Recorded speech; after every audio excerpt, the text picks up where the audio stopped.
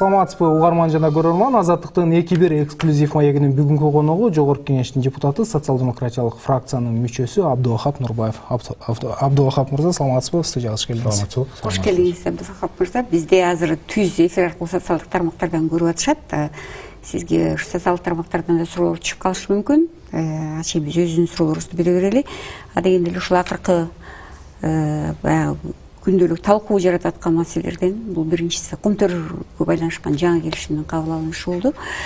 Бүгүнкү күндө азыр штабта талкуулап атышат. Ушул жана Сарычат Эйирташ короонун аймагына кирген 16 гектар жерди көмтөргө өтүп кетти. Көмтөрдү иштетүүгө деп укук коргоочулар коңгуроо кагып атышат. Ал эми өкмөт болсо ага тиешеси жок деп атышат да. Ушул маселени сиз териштирип көрдүңүзбү? Деги эле ушул көмтөргө байланышкан жаңы келишим сизди ынандырдыбы? Саламатсыздарбы? Биринчиден мен өзүм Бишкекке келгениме 2 күн болду. Бул маселе акыркы 2 күндө жолуккан адамдардын 10 адамдын 7 ушул маселени сурап атат да. Мен өзүм азыр ошол өкмөт менен ошол көмтөрдүн келишимин көргөн жокмун расмий түрдө. Бирок социалдык сеттерден башкаларын угуп атам. Анан азыр экология боюнча дагы уюмдар ошол эл аралык уюмдарга кайрылабыз деп атыптыр. Эгер расмий кагаздарын көргөндөн кийин сөзсүз биз буга реакция кылабыз. Анан мен ойлойм Жогорку Кеңеш деле буну карайт анткени. Азыр мен ошол бир келишимди көрбөй бир нерсе деп айтышым кыйын да. Бирге ошондой социалдык сетте чыгып аткандар болсо бул албетте туура эмес. Сиз негизинен ошол Жогорку Кеңеште өзүңүздүн ишмердигиңизде ошо инвестицияны тартуу зарыл, бизнеске эркиндик берүү керек деп келесиз да. Анан акыркы деги эле ошол көмтөрдүн айланасында инвестор менен өкмөттүн ортосундагы мамиледе эмнелерге көңүл буруу керек? Эң биринчи ачык болуш керек.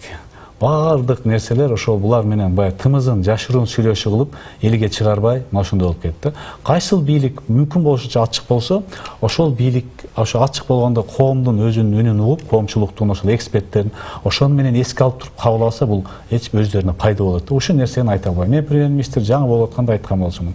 Эгер канчалык ачык болсоңуз өзүңүзгө оңой болот. Анткени ал өзүңүздүн ичиндеги кээ бир коррупциялык схемаларды сиз билбейсиз, бирок ачык чыгарып койгондон кийин алар коомчулуктун көзөмөлүндө болгондон кийин алар кыла албай калат деп чоң нерсе ушудан болуп атат. Эгер ачык кылып, долбоорун деле коомчулукка чыгарып, эгер парламентке берип туруп, бизде көрсөтсө, ар бир адамдар бар да, анткени өкмөттө да түшүнбөгөндөр бар, башкалар бар. Канча эксперттер көбүрөөк айтса, анан эң жакшы жер Кыргызстанда өтө күчтүү жарандык коом бар да. Ошонун потенциалын колдонуш керек да. Негизи ушул ишкер инвесторлордун келбей жатышы абдан көп сынга алынып атпайбы? Жок Кыргызстанда дерлик деп канча президенттер буга чейинки Жээнбеков дагы чакырык жасап атат. Ушул биз инвестиция үчүн ыңгайлуу биздин өлкөгө 5 деп дагы 5ти куруп беребиз деп буга чейинки президент дагы айткан. Ошондой болсо дагы инвесторлор эмнегедир келбей жатышат да. Сиз санап бере аласызбы ушу биринчи, экинчи, үчүнчү себептер менен могулар болуп атат? Эң биринчи себеби биз инклюзивдүү экономиканы түзө албай атабыз. Бул эмне деген? Бул эң биринчи мамлекеттин бизнеске аралашканын азайтуу. Экинчиси жеке менчикти коргоо. Үчүнчүсү бизнеске эркиндик берүү. Мына биз ушул 3 шартты аткарып алсак, бизге инвестор келет. Ал болбосо өтө кыйын. Анда кандай кылып, ким менен барып, президент бир жакка барып, же премьер-министр сүйлөшүп келсе деле биз ички ошол шарттарды жакшы керек, инвестициялык климатты. Бизде андай болбой атат да, мамлекеттик органдар бардык жакка киришип атат, текшерип атат, ал болуп атат. Анан кийин ошол жерде жергиликтүү жерлерде, мисалы үчүн, жергиликтүү башкаруу бийлигинде укук аз. Бизде децентралдаштуу саясаттын экономикада дагы, ошол саясаттуу башкарууда дагы бизде жок, ошол нерсени көбөйтүш керек. Бардык нерсеге борборго келип такалат да. Жергиликтүү аким же губернатор бир маселени чече албайт. Эң жөнөкөй ошо бир инвестор келип туруп, бир айыл өкмөтүнүн айланасына бир сырьеварка менен завод курам десе, ошол жерди трансформация кыла албайт. Ошол инвестор үчүн ал өкмөткө келет. Өкмөт 3-4 жылга. Ошол менен биз азыр иштеп атабыз. Мен депутат болуп келгенден бери ушу тармакта иш баштаганбыз. Биздин мыйзам долбоорлорубуз кээ бир өттү. Азырда бир мыйзам долбоорун даярдап атабыз. 27 августта Жанар Кубанович менен сайтка чыгардык. Эгер инвестор келип айыл өкмөтүнүн территориясына завод же фабрика курам десе, айылдык кеңештин депутаттарынын уруксаты менен аким 10 гектарга чейин жерди трансформация кыла алат деп. Мына ошондо сурай алабыз да. Биз азыр акимдерден, айыл өкмөттөрдөн эч кандай укугу жок болсо, кантип нерсени сурайт, инвестор тартып. Бул жерде коррупциялык тобокелчилик деген абдан көп нерсе болуп атпайбы? Бирок бизнеске бердим деп өз кызыкчылыгына жараша колдонуу аракеттери, коррупциянын деңгээли жогору болгонуна байланыштуучу. Анан дагы суроомду улай кетейин, мына сиз айтып атпайсызбы? Канчалык чакырыктар көп болбосун, мурдагы президент деле, учурдагы президент деле, мына мен жеке өз көзөмөлүмө алам. Бизнеске шарт түзүп бересиң деп буйрукту берип, чакырыкты бергенине карабастан, шарт ушундай, акыбал ушундай болсо, демек иш жүрбөй атабы? Президенттин көзөмөлү начар болуп атабы? Президент көзөмөлү начар эмес, ушундай бир инвестициялык климат түзө албай атабыз. Ойлоп көрсөңөр, мисалы үчүн канча компаниялар чакырган менен биз ачык асман саясатын кабыл албасак келбейт болчу. Азыр биринчи кыймылдар башталды да. Негиз система түзүш керек ошондо. Ал президент же премьер-министрге байланыштуу болбош керек. Көз каранды система болуш керек. Мыйзамдар туруш керек. Ошонун негизинде инвестор дагы ошол биздин өкмөт менен чиновниктер менен мыйзам негизинде соттош өзүнүн укугун коргой алыш керек. Системаны түзө албай атыштын себеби ушул коррупциялык кызыкчылык деп эсептебейсизби? Жана сиз айтып атпайсызбы, баарына кийлигишет. Жана себептердин бири, келип атыштын себептеринин бири ушул бийлик бардык аракеттерге ишкерликке кийлигишет деп атасыз да. Эмне үчүн кийлигишет? Кандай кызыкчылык? Мындай экен да, ар бир өкмөт бийликке келгичекти менин элим, мен мындай кылам деп келет экен, анан бийликке келгенде өзүмчү нерсе болуп пайда болот экен да. Ушул оору бар экен да. Ушудан кайта албай атабыз да биз. Бул ачкөздүкпү? Жеке кызыкчылыкты ойлообу же эмне бул? Негизги нерсе эмне үчүн булар өзүнчө эле чече бериш керек? Мен аркылуу болуш керек, мен уруксат менен болуш керек, мен уруксат беришим керек, менен кайрылыш керек деген нерсе түшүнүк бар да, ошону жеңе албай атабыз. Таасирин арттырыш керек. Жок деп туруп, эгер адам мындай, баягы бизде кыргыздарда мындай айтат го, токпейил деп. Токпейил ошондо өкмөт келгенде алар жок силер кыла бергиле, жоопкерчиликти алгыла, бирок бул укуктагы силерге берем деген нерсе аз болуп атат да. Децентралдаштуу саясатын жүргүзүшүбүз керек да биз. Бирок ошол учурда бир топ эле аттуу баштуу саясатчылар, эксперттер, мурдагы ишмерлер Кыргызстанда тартип жок болуп кетти. Башаламандык, ар ким өз билгенин кылат деген сыяктуу пикирлерин айтып келатпайбы? Мен буга такыр кошулбайм. Тартип деген бул ошол баягы коркутуу, үркүтүү да. Бул 70 жыл ошо менен жашап келдик го Советтер Союзунда. Сен эч нерсени ойлонбой эле кой, сен үчүн өкмөт менен партия чечет, сен аткаруучуну гана бол деп. Биз кайра ошонун негизинде биз адамдардын өзүнүн баягы эркиндигин биз жаап салдык да. Адамдар эркин сезип өзүнүн баягы ошондо адам талант ачылат, жакшы иштерге агат. Анан коркутуу, үркүтүү менен тартип деген коркутуу, үркүтүү да. Биздин түшүнүгүбүз. А демократия деген бул эмне деген? Демократия бул эреже. Коом баары бир эрежени кабыл алып, ошону аткаруу. Ошону аткарышыбыз керек, биз ошого үйрөнүшүбүз керек кайра.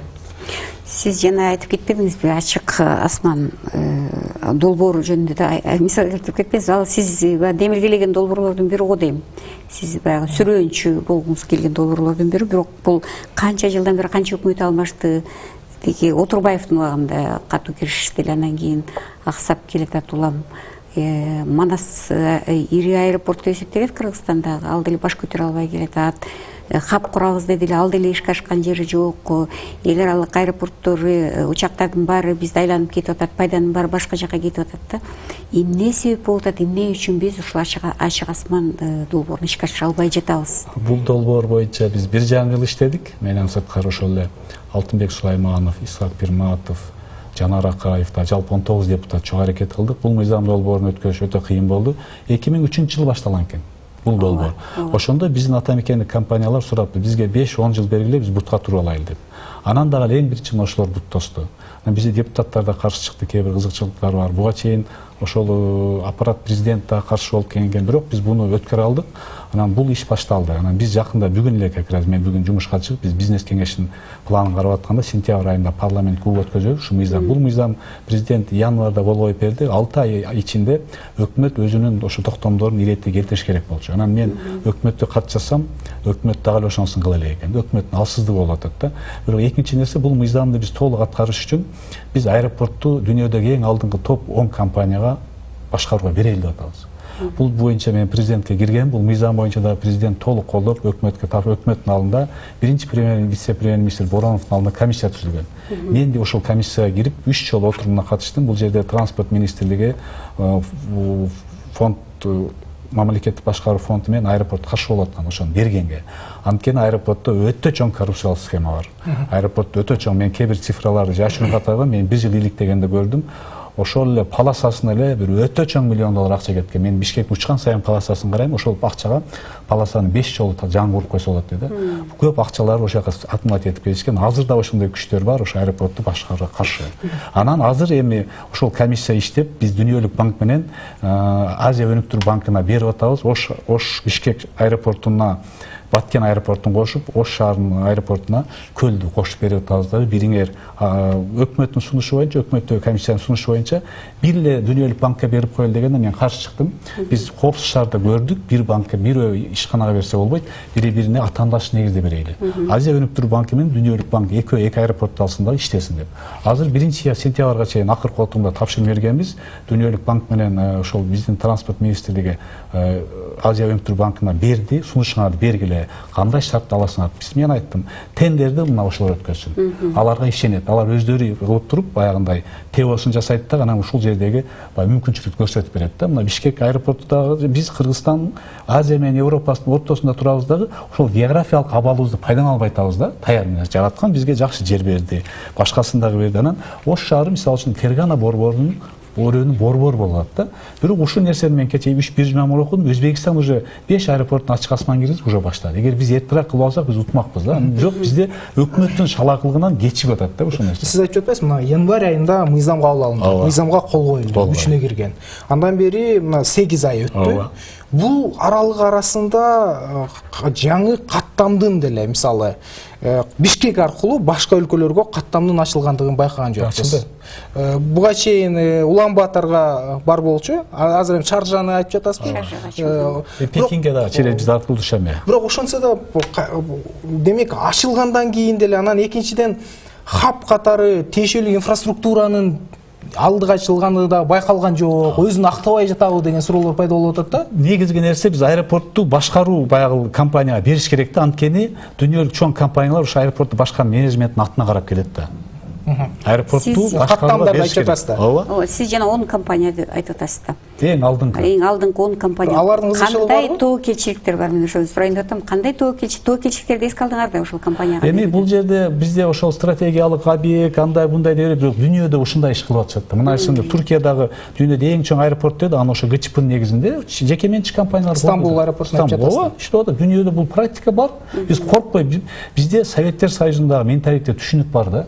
Мамлекетти болуш керек, мен кармап отурушум керек, мен уруксат беришим керек, мен аны бериш керек баарына. Колуна мамлекет мен ар дайым айтып келем да парламентте. Мамлекеттик кайсыл ишкана өнүгүп кетти айтып бергиле депчи. Аэропорт менен Мегаком булар монополист. Ошон үчүн гана алар мамлекеттик ишканага көбүнчө урдаганы барып атышпайбы? Эми саясий суроолорго келели. Мына сиз социал-демократиялык партиянын тизмеси аркылуу парламентке келдиңиз. Азыркы учурда фракциянын мүчөсүсүз. Бул партиянын, бул фракциянын айланасында абдан көп окуялар болуп жатат. Акыркы кырдаалды сиз кандай баалайсыз жана кайсы команданын мүчөсүсүз азыркы учурда? Акыркы кайсы кырдаал боюнча? Мисалы социал-демократиялык партиядагы кырдаал боюнча. Эми мындай караганда экиге бөлүнүп калбадыбы? Жээнбеков тарап, Атамбаев тарап. Эми биз мыйзам тегинде эл тарабындабыз деп саясатка жооп берип атпайбы, бирок эми акыркы убакта биз Жээнбековдун ошол акыркы кылып аткан саясатын колдоп, ошол тарапта турабыз. Анткени кээ бир убактары биз ортодо турдук, бирок акыркы убакта кээ бир мыйзамсыз нерселер болуп кеткенде, ошол баягы кечээ өткөндө кезекти сессияда айтылбадыбы? Ошон үчүн биз азыркы убакта президенттин саясатын колдоп атабыз. Негизи ушул партиянын партия экиге бөлүнүп кетти да азыр. Сиз колдоп атасыз. Демек эгер партия жагын алсак да, СДПК, Атамбаев СДПК деген, КСДП деген кыймыл түзүлүп, ал партия кылып бөлүндү да өзүнчө. Юридикалык каттоодон өттү, алар өздөрүнүн юридикалык жактан негиздүү деп эсептеп атат. Аны бир топ фракциянын мүчөлөрү колдоп жатышат да. Сиз ошол тарапта деп айтсак болот. Жок, мен ал партияда эмесмин. Анан азыр биз чын айтканда мен өзүм үчүн чечелекмин. Кайсы партия менен кийинки шайлоого барам. Бирок сиз социал-демократтар партиянын мүчөсү. Азыр мүчөсүбүз. Бирок менимче бул СДПК партиянын келечеги болбой калды. Мен ошончо эсептейм. Бул бүттү. Буга чейин Адилеттүү Кыргызстан деген партиянын жетектечи элеңизсе, ал партиянын тагдыры кандай болду? Ал партиянын тагдыры турат. Биз ушул СДПКга ошол партиянын мүчөсү катары 2 депутат, 2 кандидат болуп киргенбиз. Бири мен, экинчи Элдар Абакиров. Биз депутат болдум, Элдар Абакиров экономик министр орун басары болду. Биз бизде ошондо республика ата журт чакырган, Бабанов замандаш чакырган, бүтүн Кыргызстанды чыгарган, анан СДПК чыгарган. Анан биз ошондо СДПКны тандап, эми бул бийликтеги менен эми биз барганда бир аракет кылып көрөлү, ушу партия тандап келгенбиз. Ооба, сиз эми албетте ошто ошол 15-12-жылдар болуш керек, ушу таасирдүү партиялардын, таасирдүү фракциянын бири катары ушул ошто сиз иштеп калдыңыз да, мындан аркы дагы бир партияны тандоо алдында туруп атпайсызбы анда? Ооба, эми мен жеке оюм, мүмкүн бул катадыр, бирок менимче СДПК партиясы бул шайлоого барбай калды да. Мен ошентип ойлойм. Укуктук маселелерден улам, анан тем более элге да жаман көрүнүп калды. Эки жактан СДПК, Атамбаев СДПК деп чыгышты, анан мындай болду, анан Атамбаевдин акыркы кылган немелери дагы өзүнүн буга чейинки кээ бир жакшы кылган иштерин жууп кетип калды да. Ошо Кой Ташта окуялар, башкалар. Анан менимче бул партия шайлоого барса деле мен бир жакшы добуш ала албайт деген ойдомун. Моралдык жактан өтө эле жабыркап калды. Кайсы бир партиялар өзүнүн катарына кошушка дагы мындай даават деп ойлоп атасыз. Бирок ошол бирок бир нерсени айтып кетейин, Кыргызстанда бир саясий прогноз бериш кыйын да. 2 ай 3 айда эмне болушун билбейт. Анан эми бир жылдан кийин элдин акыбалы, экономикалык акыбалы кандай эмне болот, ошого карап болот да. Анан бирдеме деп айтыш кыйын бирок. Бирок депутат катары, ошол партиянын, фракциянын мүчөсү катары дал ушундай кырдаалга келген учурда ошо депутаттардын унчукпай тургандыгы, кайсы бир позициясын билдирип акча көктөбөгени ушул саясий система үчүн өзүнүн кедергисин тийгизет го дейм. Себеби кайсы бийлик келбесин, депутаттар кайсы бир партия менен келет, бирок анын айланасында болуп жаткан окуяларга ага күйүп бышып позициясын коргой албагандыгы. Ооба, туура айтасыз. Бизде негизи партиялык түзүлүш, партия толук бутуна тура элек да. Негизи бизде партияда адам катарына чогулушат да. Негизи партияда идеянын негизинде чогулуш керек да. Качан эми бул биз эми бир экинчи чакырылышта ушу менен кетти. Анан эми бизде мен ойлойм, бул жол секин болот. Анан биз бирок тез баарын калып атпайбыз, жакшы болушун. Ага пышыш керек, үйрөнүш керек, анча ката кетиребиз, анан оңдоп жолго түшөрүбүз. Анан туура ушундай болуп атат, бирок секин бир идеянын артында алдына чогулган партиялар болгондо анан ошол жолго түшөбүз. Бирок эми бул өлкөнүн мамлекеттердин тарыхын карап көрсөк, ушул жолду өтүшкөн да. Анан дагы бир маселе бул коррупцияга каршы күрөш. Азыркы бийликтин, Жээнбековдун бийлигинин учурунда дагы катуу жүрүп жатат деп айтып келатышат. Дагы мисал катары бир топ премьер-министрлер баштаган саясатчылардын, президент, акыркы президент камалды, мурдагы президент, ушулар баштагандардын камакка алынышы үстүнөн жанагындай кылмыш иштерин козголушун айтып жатышпайбы? Сиз кандай деп ойлойсуз? Коррупцияга каршы күрөш даана нукура мыйзам жолунда баратабы, же кандайдыр саясий дагы боектор барбы? Эми коррупцияга каршы күрөш болуп атат, бирок ошол президенттин айткан сөзү менен, анын бир аракети менен кишини алдыга жылгандай болуп атат, бирок ошол өкмөт, жергиликтүү жерлерде бийликтегилер ошону толук колдоно албай атат да. Ошону күрөш толук, мисалы үчүн жөнөкөй элде ал сезүү аз болуп атат. Анткени бытовой маселелерде ал элдер дагы ошо кабыл алып атышат. Ошол эле мисалы үчүн ооруканага барганда, укук коргоо органдарында, сот маселелеринде эң жогорку деңгээлде аракет кылып, бирок менимче бул толук бир системага түшө албай атат да. Президент ошону түшүнүп атабы сиздин пикириңизде? Эгерде жүрбөй жатканы болсо, эмне себептен? Түшүнүп алып айтып атпайбы? Утуруу чогулуп, биз мисалы үчүн президенттин алдында өндүрүштү жана колдоо жана ишкерликти колдоо боюнча комитет түзүлгөн. Мен да ошодо мүчөмүн. Ошол жерде да ишкерлер айтты бардыгын. Болгон керек болсо конкреттүү фактылар менен айтты. Анан тапшырма берип атат, кылып атат, бирок бул мындай кичине жайыраак жүрүп атат да. Дагы бир нерсе, мына Кыргызстандагы деги эле эгемендик жылдарындагы, андан соң мына соңку тарых дейли, 2010-жылдан кийинки кырдаалга баам салып, мындай сары эсеп салган учурда бир топ түшүнүксүз абалдар, кемчиликтер бийлик бутактарынын ортосундагы тең салмактыктын жоктугунан келип чыкты деп айтып келишет да. Мисалы, албетте мыйзам жүзүндө, мындай сөз жүзүндө бардык бийликтин бутактары өз ишин аткарып жатат деген менен, иш жүзүнө келгенде парламенттагы, өкмөттөгү бир киши, президент жана президенттин айланасына көз каранды болгон үчүн тең салмактык жок болуп, анан жыйынтыгы акыркы окуяларга алып келди. Сиз дагы ушул көз караш менен макулсузбу, жана ушундай болушуна эмне себеп болуп атат? Эң биринчиден кичине тарыхка кайрылсак, биз кыргыздар 2017-жылы, 16-жыл баягы үркүн болду, анан репрессия болду, анан согуш болду.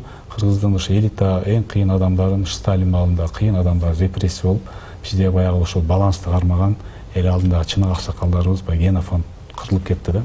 Советтер Союзунун малында жашаганда дагы эч качан кыргыздарды өз алдынча өнүктүргөн эмес. Ошол эле биздин Разаков, Абдурахманов баарын Айтматов, баягы Роза Айтматова жазып чыкпады тарых Нактай барактарындачы. Окуп анан ошол жерге көрүп атпайбызбы, жакшы киши Төрөкул Айтматовдун баласы төрөлүп калып өлүптүр. Ошол адамдар жок болду да. Анан коомдо ошондой чыныгы аксакал болгон, чыныгы баягы токпейил аксакалдарыбыздын азайып калды дагы. Ошол маалда коомду өзүнө чыгарып, бизде аксакалдар эми көбүнчө балдарын жумушка орнотуп эле бийлик көз каранды болуп калды. А чыныгы Чалижан Жигит, Бишенбай Абдуразаков ошол адамдарыбыз аз болуп калды да. Анан экинчи нерсе бизде көз карандысыз институттар бутка тура элек. Ошол эле омбудсмен институту, башка ар кандай көз карандысыз институттар болгондо алар баланстарына турмак да. Алар көз каранды деп эсептейсиз? Азыр эми толук көз карандысыз эмес да. Алар эми кагат мыйзам түрүндө көз карандысыз, бирок иш жүзүндө алар толук бутка тура элек. Мына ошогондорду бийликке көз карандысыз кылып туруп ошол эле ар кандай көз карандысыз институттар болгондо анда коомдо баланс болот да, ушул нерсеге жол берилбейт. Эмне себептен депутаттар көз карандысыз боло албай жатат? Анткени депутаттар деле келгенде тууган ургу бир бийликте иштейт. Анан кийин ошол көз каранды, ошол эле бир ишкерликтен башка жактан келип атпайбы? Баягы өзүнүн бизнеси бар, башкасы бар, коркот да. Анан негизи эле бизде ошол сот системасы адилеттүү эмес да. Мисалы үчүн бир ишкер, бир текшерүүчү келсе, бар мен менен сотто сүйлөшөм деп көчөгө чыгара албайт да. Сотко ишенбейт, анткени ал каалагандай жаман кылып калат. Анткени кээ бир ишкердин таза ишкер болсо анын репутациясы маанилүү да. Ал текшерип орган жазат, чыгарат, массалаа ушундай деп туруп, анын өзүнүн клиенттери башлаган жок болот. Сот системасына акыркы убакта президент катып айтып атпайбы? Сот системасы эгер ошол айткандай кылып буюрса, баардыгын камера кылып, көзөмөлдөө, коомчулук көзөмөлдөө болсо бул жакшы эле. Биз натыйжа берет да ушуга эгер бир келсекчи. Баардык нерсе ошодон башталат. Эгер биз мага деле бирөө тийише турган болсо, жөн мен сен менен сотто сүйлөшөм деш мүмкүн да. Ошол нерсе жок болот. Сотко ишеним жок. Ишеним жок. Эми азыр мына биринчи үмүт пайда болду мына кече Текебаевди актагандан кийин. Бул деле үмүт кылып турайлы. Бирок ошол учурда социалдык тармактарда Кыргызстанда сот реформасынын индикатору Текебаевдин тагдыры менен гана байланыштабы деген сыяктуу пикирлер айтып жатпайбы? Эгер актаса сот реформасы болуп жатат, актабаса реформасы жок дегенби? Андай эмес. Мына акыркы жолку мен президент айтканда айтпады. Бардык соттор ачык айкын болот, камеранын алдында коомчулуктун көзөмөлүндө. Бул чоң нерсе. Мен дагы бир жолу айтып бердим, Кыргызстанда өтө күчтүү жарандык коом бар. Биз ушу менен сыймыктана алабыз бардык жерде. Алардын көзөмөлүндө болгондо соттор коркот баарыбызчы. Бул жакшы түрткү берет. Анткени коррупция менен күрөшүүнүн негизги немеси бул ачык айкындуулук болуп атпайбы, куралычы. Жарандык коом активдүү деп айтып атасыз, жана пассивдүү деп айттыңыз эле. Жок, активдүү жарандык коом. Бирок көз карандысыз институттар азыраак толук бутка тура элек да биздечи. Дайыр нерсени учкай билдире кетейин. Мисалы, сиз кандай болгондо дагы ошо мурдагы президентке карата өзүңүздүн позицияңызды билдирбедиңизби? Бир топ туура эмес иштер болуп калган, Кой Таштын айланасындагы акыркы окуя жыйынтыгын көрсөттү депчи. Бирок бир топ эксперттер, башкалар да айтып жатышат. Эми учурдагы президенттин, кече Текебаев да өзү айтып өтпөдү, учурдагы президент дагы тобокелчиликке барып атат. Мурунку президентти камоо менен эгер мен мыйзам бузсам, ошондой эле тагдыр күтөт депчи. Сот реформасы деген нерсе мурдагы бийликте тургандарга дагы тиешелүү болуш керек го дейм, мамиле. Албетте.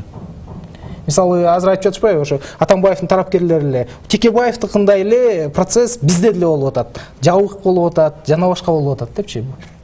Эми бул сот процесси башталганда ачык болуш керек менимче. Анан бизде баары бир ошону бийлик кандай бийлик болбосун акыркы убакта коомчулук менен эсептешип калды. Эсептешет да, анан мен андай жабык кылып бир чоң бир азыркындай Текебаевди камагандай жолго барбайт деп ойлойм. Атамбаев демекчи, ушул Атамбаевдин командасы иштеп турган кезде, ушу 2016-жылы конституцияга өзгөртүү киргизүү демилгеси көтөрүлүп, анан парламент колдободу. Анда ушу жалгыз сиз колдобой кол коюп бербептирсиз деп атышат да. Ошол сиздин бул принцибиңиз болдубу же бир башка дагы себептер болдубу? Мен өзүм ошого каршы чыкканмын да, ошол туура эмес депчи. Анткени ал 20-жылга чейин өзгөртпөйбүз деген да. Анан ага чейин мен Өмүрбек Чиркешев менен кабинетке чыгып түшүндүрүп берген. Анда мен деле жаңы депутат болгом, жаңы келгем, отуруп чай ичимде түшүндүрүп берген да, бул туура эмес болуп атканычы. Бирок ошол учурда көпчүлүгү азыр айтып атат, ошол катачылыктардын баардыгы президенттик аппараттын айдактоосу менен болчу депчи. Ал учурда сизге карата басым болгон жокпу? Фарид Ниязов келип айткан, фракциянын саясатына каршы иш жүргүзүп атасыз депчи. Сиз туура эмес кылып атасыз деп айткан. Сиз негизи биздин саясатка каршы иш жүргүзүп атасыз депчи. А сизде ушул кезде азыр артынан андай кылса болмок, мындай болсо болмок деген акылды көп айтабыз го биз адатта. Сиз ошол убакта президенттин таасиринен, басымынан кандайча мындай жол андайды чоң басым болгон эмес, бирок ошентип мага айткан. айтылган. Чоң басым кылып сени камайбыз анда bunday деген сөз болгон эмес. Сөздүн ачыгы. Азыр жана парламент жана башкалар жөнүндө кеп айтып өтпөдүкпү? Бир топ кемчиликтер боюнча парламент жаңыдан ишке кирди. Жаңы сессиялык жыл башталды. Бул уже парламенттик шайлоого чейинки акыркы сессиялык жыл, эми кийинки жылдын 2 айын эске албаганда. Жалпысынан учурдагы президентке карата, парламентке карата коомчулукта пикир ар түрдүү. Бул позитивдүү пикирлерге караганда негативдүү пикирлер көбүрөөк деп айтып келишет да. Сиз кандай ойлойсуз? Өзүңүз мүчө болгондо. Мындай да, мен эл менен жолугуп жүргөндө жаңы депутат болуп, экинчи жылы, жок, Текебаев камалгандан кийин барганда депутатсың дейт эле. Ооба, кайсы партиядан силер жаман көргөн партиядан? СДПКдансың дешет эле да. Негизи эле мындай да. Өкмөт менен парламент салыштырганда, парламент ачык да. Депутаттын ар бир сүйлөгөн сөзүн баары көрүп отурат, бул башын тырмагандан бери, эмнесинен бери көрүп отурат, эл анан ошону карап отурат да. Өкмөт жабык.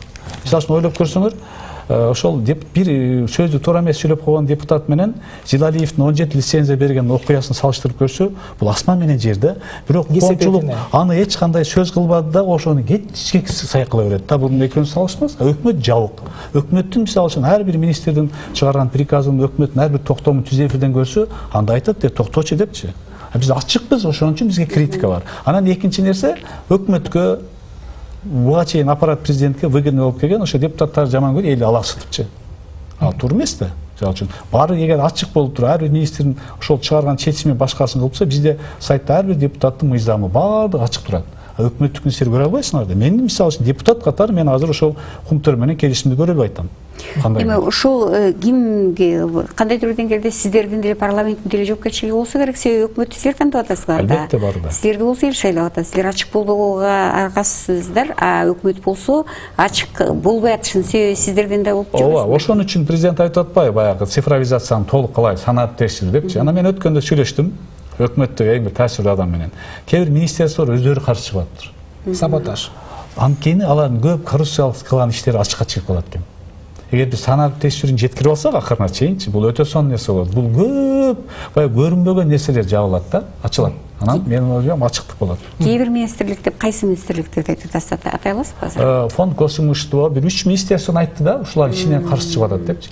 Азыр мисалы үчүн мен өткөндө 2 ай биз региондо жүрдүк.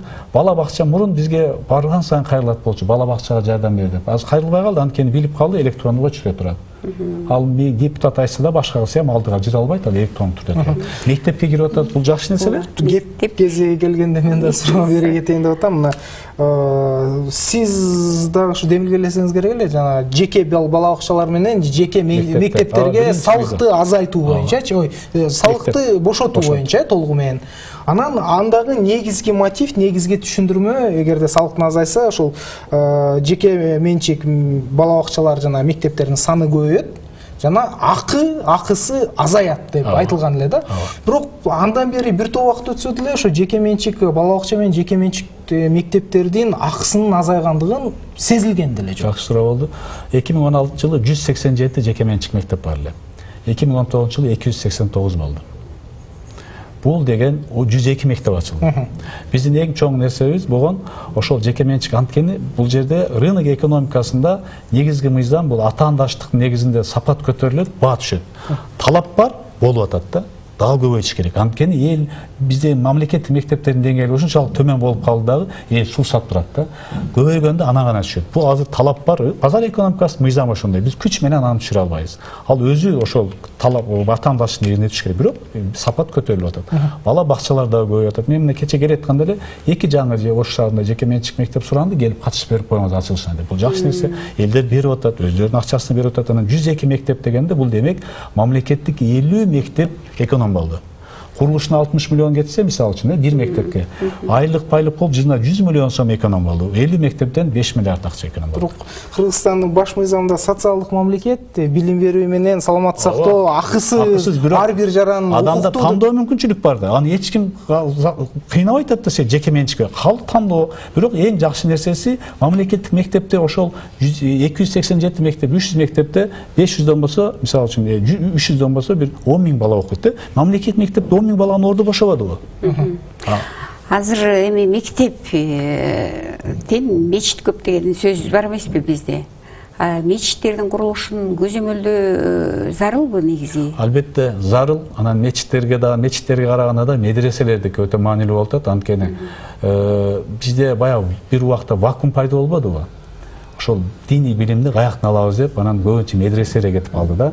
Ошол мамлекет өзүнүн колуна алып туруп, өзүнүн мамлекеттин саясаты менен кошо жүргүзгөндө бул жакшы болмок. Ошондо бизде радикалдар көбөйүп кетти да. Сөз мечитке караганда медреселерди көбүрөөк контроль кылып, аларда математика, физика, тарых, англис тил баарын окутуш керек да. Буларны тең алып кетиш керек билим. Бир тараптуу эле билим бербеш керек да. Ал мындай толук кандуу адам болуп чыгыш үчүн мына ошону кылыш. Азыр ошол боюнча мыйзам, атайын мамлекеттик дин иштер боюнча комиссия мыйзам долбоорун даярдап чыгарып атат. Буюрса ушу бизге ушу чакырып. Мечит медреселерди көзөмөлдөө, курулуштарын көзөмөлдөө, жайылтууну көзөмөлдөө деп. Абдухат мырза, сиз бериңиз. Кийинки суроо ушул мектепке байланыштуу сөз болуп калбады. Мугалимдердин айлыгы көтөрүлөт октябрдан баштап деп өкмөт жарыялады жакында. Бирок биз азырынча көтөрүлгөн жөнүндө баягы механизмдерин көрө элекпиз, баягы жарыялай элек. Бирок мектептердин өздөрүндө ушул кандай болот деп турушат да. Көп топ мектептерде биз көргөн биздин балдар кыдырып сураштырып атышат го. Ошолор айтып атышат, азырынча мектептин ошол кайсы каражаттын алдары белгисиз, эч кандай кабар жок, айтылган бойдон туруп атат деп. Сизде маалымат барбы? Кайсы булактан алып көбөйтөт акчаны, канча 30% деп атат, 30%ын баягы кандай чечмеленет болду экен? Биз 2019-жылдын республикалык бюджет кабыл алып атканда Жогорку Кеңеш өкмөттү милдеттендирген. 2019-жылы 1-сентябрынан мугалимдердин айлыгын көтөрөсүңөр деп. Эми 1-октябрга жылдырып атат, анан мен акыркы жолу ошо билим берүү министрлигинин түшүнмөсүн окуп көрдүм. 3000 сомдон кошулат деп сааттын башкасын жазып чыгыптыр. Сентябрда октябрга бир айла калды, күтүп турабыз. Мен көтөрөт сөзсүз. Ал премьер-министр өзүнүн оозунан чыккандан кийин, президент Жогорку Кеңешке келип айткандан кийин бул көтөрүлүш керек, сөзсүз көтөрүлөт. Механизмдеричи, мисалы көпчүлүк учурда бул мындай бир кайсы бир деңгээлде кырдаалдан чыгуунун эле бир жолу катары санап жатышат да. Мисалы сааттарды кыскартуу аркылуу же жана башка бир мурдатан эле бөлүнүп келген акчаны башка жол менен көбөйтүүгө аракет кылып жатышат депчи. Ушундай түшүндүрмөлөргө. Мисалы үчүн башка жака бөлүнгөн акчаны азайтып, айлыкка кошсо бул туура эле да. Негизги нерсе, биз эми балдарыбызга баардыгыбыз эле азыр дүйнөдө мамлекеттин күчүнө эмнеден карап калды? Аскерин эмес, балдардын билиминен карап коёбу. Анан сөзсүз биз балдарыбызга баарыбыз жакшы сапаттуу билим беришин каалайбыз, бирок ошол мугалим 8 миң, 10 миң сомго бере албайт да. Эң биринчи айлыгын көтөрүш керек. Мен ойлойм, 30 миң айлыкка жеткирип алсак, биз келечекте буюрса биз балдарыбыз жакшы билим берет деп ишенсек болот. Анткени мугалимге аз айлык берип биз талап кыла албайбыз. Мен мисалы үчүн 2 жылдан бери, 3 жылдан бери ушуну көтөрүп келип атабыз. Буюрса бул биринчи кадам, бирок бул менен токтоп калбаш керек да. Көтөрүлөт деген мен ишенем, 30%. Каражат бар деп ойлойсуз, Өкмөт табат да, милдеттүү өкмөт иши да. Калкаман Бердибаев деген жазып атат, ошол мугалимдердин категориясына айтып атат да, кайрылып. Мугалимдердин категориясына кайтаруу зарылбы деп. Эми мен өзүм билим берип тармагын азыраак билем, бирок менин түшүнүгүмчө күчтүү мугалимдер айлыкты көбүрөөк алыш керек. Категориясы эгер күчтүү болсо, ошого жараша айлык алыш керек. Анткени сиз билесиз да, бир муга 5-6 миңден алабыз деп айтып келатышат. Ооба, айтат 5-6 миңден бар. Өкмөт болсо, билим берүү министрлиги болсо 14 миңден кем эмес алышат деп айтышат. Бул айырмачылыкты сиз кандай түшүнөсүз? Бул эми 5-6 миң мүмкүн бир ставка эместир да. Эгер бир ставканы өкмөт негизи бир ставканын айлыгын айтат да, билим берүү ошону айтат. Эгер кээ бир жарым ставка болсо ошондой болушу мүмкүн. Анткени ал убакыт ошо толук убакытта мектепте болбошу мүмкүн. Бизге келип түшкөн суроолордун көпчүлүгү ошол билим берүү тармагына байланыштуу болуп атат. Билим берүү министрлигиндеги акыркы окуялар жана каталарга байланыштуу, мисалы коомчулуктун алдында кайсы бир деңгээлде мындай сөзү кыска болгон министрлик, контролдун, көзөмөлдүн жок болгон министрлик канчалык деңгээлде ушул саясатты жана сиздер айтып жаткан мыйзамдарды ишке ашырышы мүмкүн, жана ачыктыкты камсыз кылышы мүмкүн? коррупциядан тыш боло алат деген сыяктуу суроолор болуп жатат да. Сиздин пикириңиз кандай? Эми бул билим берүү тармагында бизде баягы айтып кеттим да, мектептерде негизги проблема мектептерде болуп атпайбы? Азыр университеттер эми кичине өз алдынчалык алып, кээ бир эл аралык университеттер, жеке менчик университеттер ачылып, ал жакта мындай мектептерге салыштырмалуу акыбал жакшыраак, эми идеальный эмес, бирок жакшыраак десек болот да. А мектептерде бул эми бизде ошол дагы эле Советтер Союзунда программадан чыга албай атабыз да. Анткени ошо мектепте бизде балага өзүнүн пикирин так айтып, бирөөнүн пикирин сыйлоого үйрөтө элекпиз да. Негизги нерсе ошол келечектечи. Анан баягы критикалык мышлениени үйрөтө элекпиз да. Негизи ошого өтүш керек. Азыркы убакта ошол эле физика, химияны толук окутуп, ошо формуланы жаттатыштын кереги жок да. Биз ошол системадан чыга албай атабыз. Бул үчүн биз чоң реформага барыш керек. Биз ушун үчүн негизинде мына азыр эки сунуш менен мен билим берүү министри менен да сүйлөшүп чыктым. Эки сунуш киргиздик. Биринчиси 9-10-11 класста балдарга тандоо мүмкүнчүлүгүн берүү. 15 сабактан 8 эле сабакты бала тандап алсын.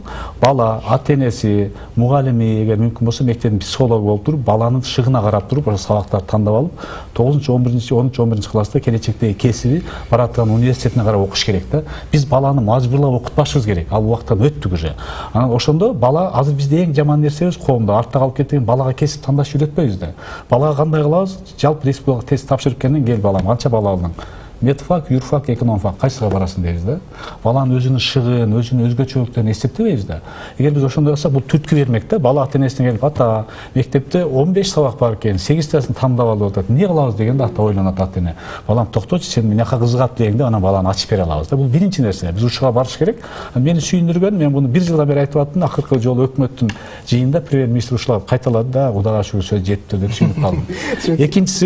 Экинчиси, биз ваучер системасына өтүш керек билим берүү тармагында. Бул Грузиянын жакшы тажрыйбасы бар бул боюнча. Мисалы үчүн билим берүү тармагына бөлүнгөн акчанын 10%-ын алып туруп 90%-ын бала башына бөлөбүз. Бир балага эгер 20 000 сом акча бөлүнсө, ошол баланын ата-энеси мектеп баланы ваучер алат да, кала мектепке алып барат, акча ошол мектепке барат. Ошол акчадан ошол мугалимдердин айлыгынан сырткары да акчалар бөлүнөт, мектепте жакшы каражат топтолот да. Ошондо мындай караганда орусча айтканда, баягы мектептин директору клиент ориентированный болуп иштейт да, ар бала үчүн күрөшөт, ар бала үчүн. Буга өтүш керек. Бул кээ бир өнүккөн мамлекеттер ошо өткөндөн кийин 2-3 тепкичте билим берүү сапаты көтөрүлгөн да.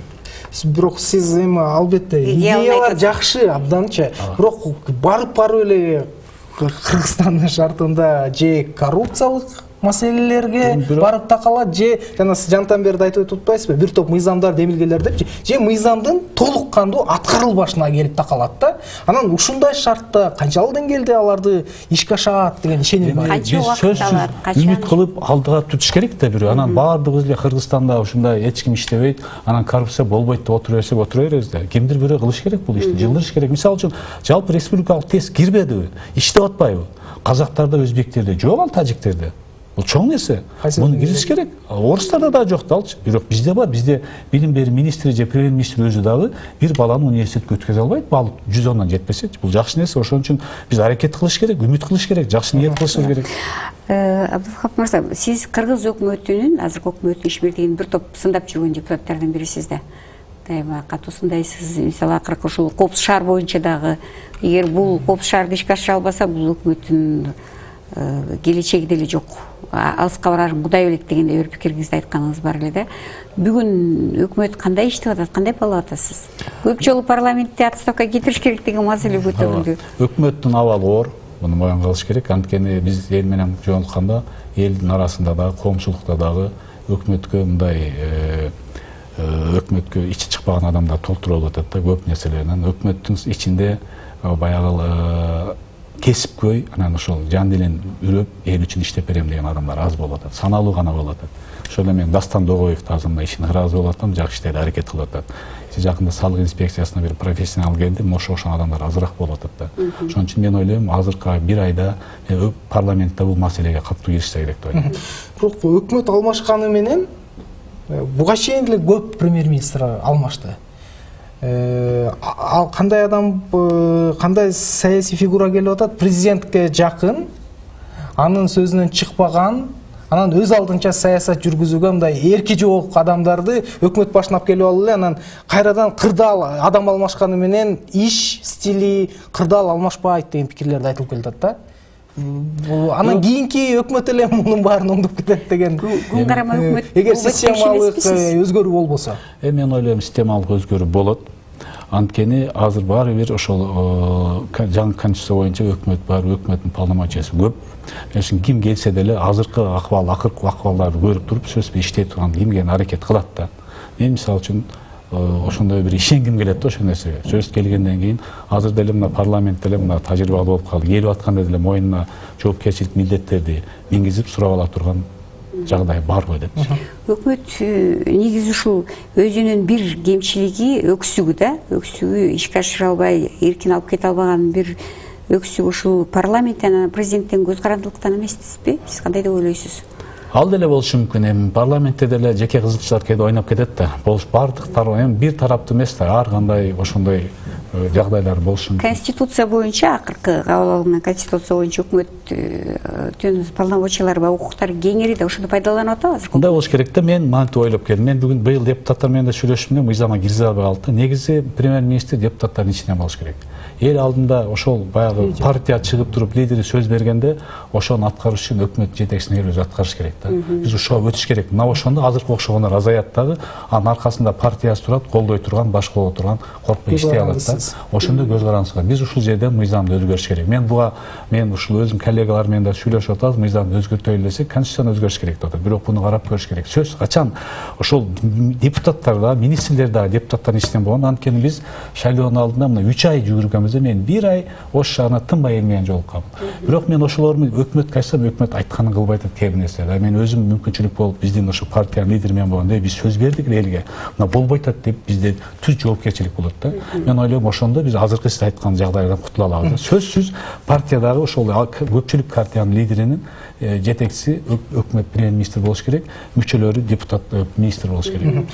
Шайлоо деп калдыңыз. Мына Кыргызстан өтө ашкере саясатташты, баардыгы ошо саясаттан кеп кылып, саясатты эле талкуулайт деп сындарды айтылып келатат. Анан мына акыркы 1 жыл ошо парламенттик шайлоонун даярдык, анын айланасындагы окуяларга байланыштуу болот окшойт, бирок шайлоо мыйзамы толугу менен кабыл алына элек. Дагы бир 2-3 мыйзам бар да. Шайлоого байланыштуу парламентте, анан президентте шайлоого байланыштуучу. Анан азыркы кабыл алынып аткан шайлоолор канчалык деңгээлде ошол ачык, анан көз карандысыз парламенттик шайлоого негиз түзүп бере алат? Акыркы жолу шайлоодо 2015 мен өзүм катышып көрдүм. Ал жерде буга чейинки шайлоолордун салыштырмалуу эң таза, эң ачык өттү да. Анткени мурун кандай болчу? Мен мына 20 жылдан бери шайлоо аралашып жүрөм да. Шаардык кеңешке катыштым, 2010 жогорку кеңешке катыштык, 2015 катыштык.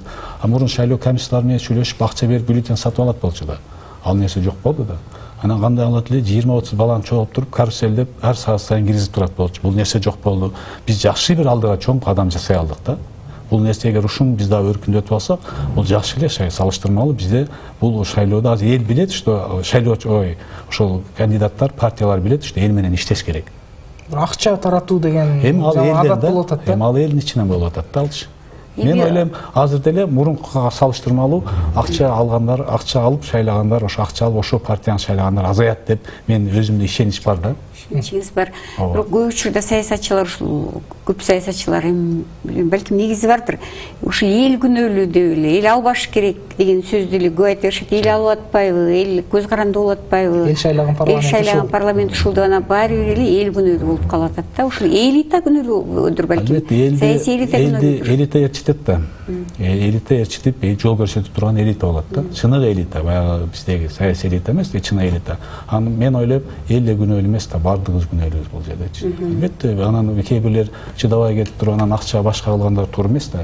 Бирок андай деген менен акча бербей эле чыныгы элдин колдоосун алган саясатчылар да бар да бизде, мисалы үчүнчү. Сиз негизи мындай оптимисттик маанайда айтып атасыз, дайым сиз оптимист, сиз го өзүңүз даярдыгыңызда бүгүн дагы бир жолу өзүңүз ошо оптимисттик маанайыңызды далилдеп атасыз, саясий өңүттөн алганда да. Сиз эми чындыгында дымактуу келерки парламенттик шайлоого барам деген саясатчылардын бирисиз да, бирок ошол шайлоо деген өзү бекер эмес, арзан эмес да. Кантип барасыз, ким менен барасыз, кандай жол тандап атасыз, кайсы каражатка барасыз деген суроолор пайда болуп атат. Мен шайлоого келгичекти 2015 жылга чейин 20 жыл бизнесте жүрдүм. Мен бизнес кылып, ошо салык төлөп, Ош шаарында 2 жыл катарасынан эң көп салык төлөгөн ишкер болгон өзүм ишке. Анан ошол бардык нерсени ачык көрсөтүп декларацияма жыл сайын 3 миллион 4 миллион сомдон өзүм пайда көрөт болчу, сонун салыгын төлөп, баардыгын ачык көрсөтүп келгенмин. Шайлоо болсо ишкердиңиз? Ишкердин курулуш тармагында иштегенмин. Өзүмдүн жеке фирмам болгон, ошонун негизинде иштеп, көбүнчө эл аралык уюмдар менен иштеп келгенбиз буга чейин. Анан шайлоого биз өзүбүз менен бара турган оюм бар, албетте буюрса аракет кылабыз. Анан өзүбүздүн пикирлештери дагы бар, бирок толук чече элекпиз, бирок ошол парламентте ошол либералдык, демократиялык көз караштагы депутаттар менен буга чейин сүйлөшүп келгенбиз, дагы сүйлөшөбүз, сүйлөшүүлөр жүрүп атат. Анткени Кыргызстанда бирок туруктуу нерсе азыраак да, өзгөрүп турат аба ырайына, саясий акыбалга, башка карап. Менин ошондой бир пикирлеш депутаттар менен бара турган ниетибиз бар.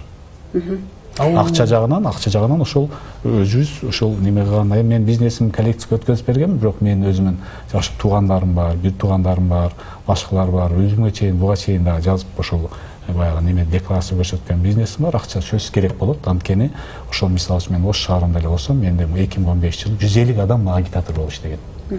Ошолорго бир айлык төлөп, жол киреси, бензини, башкасы кетет. Сиз айтып жатпайсызбы, Кыргызстанда абдан саясий кырдаал бат-бат тез өзгөрмөлүү, ошого жараша да чечим кабылданат деп, бирок өзгөрбөгөн да принциптер болушу керек го дейм, эмнелерге сиз негизги багыт алып? Негизги багыт, мен бая айтып кеттим, бая бизде кээ бирлер өлкө менен мамлекеттин айырмасын билбейт да. Өлкөдө мамлекеттин ролун кичинетиш керек. Качан мамлекеттин ролу кичинегенде өлкөдө эркиндик болот да. Бизде мамлекет баардык жака мурдун колун тыгып алган да.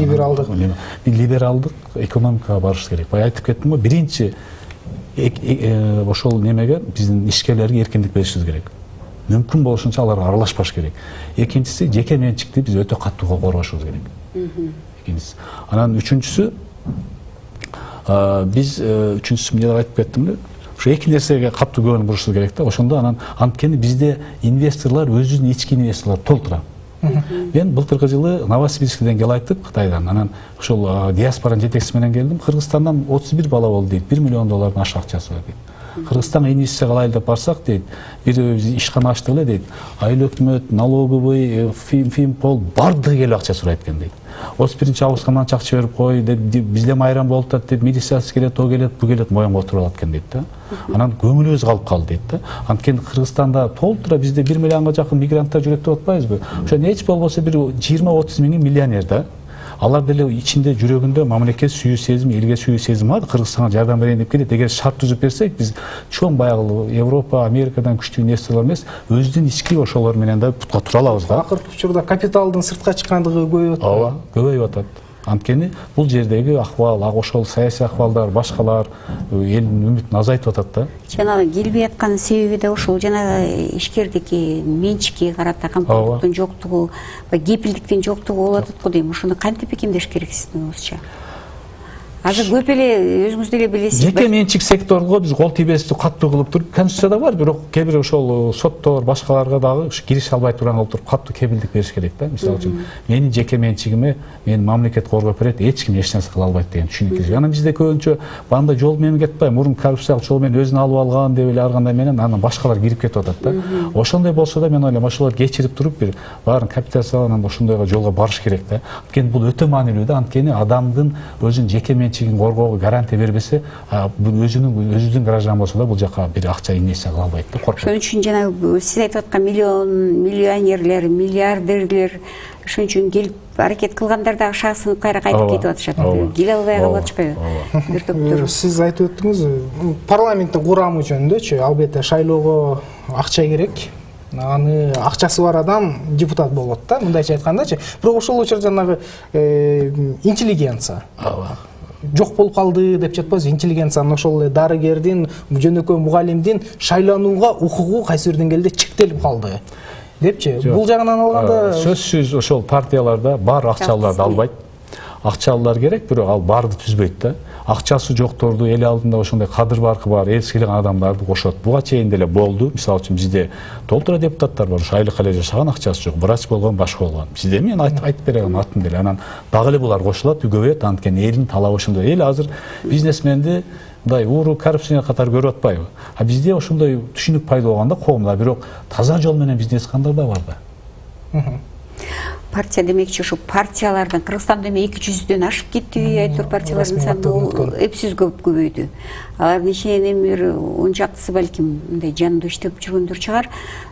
Кудурети кандай келерки парламенттик шайлоо? Негизги партиянын негизги милдети бул партия түзүлгөндөн кийин коомдогу, мамлекеттеги ар бир окуяга өзүнүн ой пикирин билдирип туруш керек да. Бизде ушуну бир 4-5 партия эле кылып атат азырчы.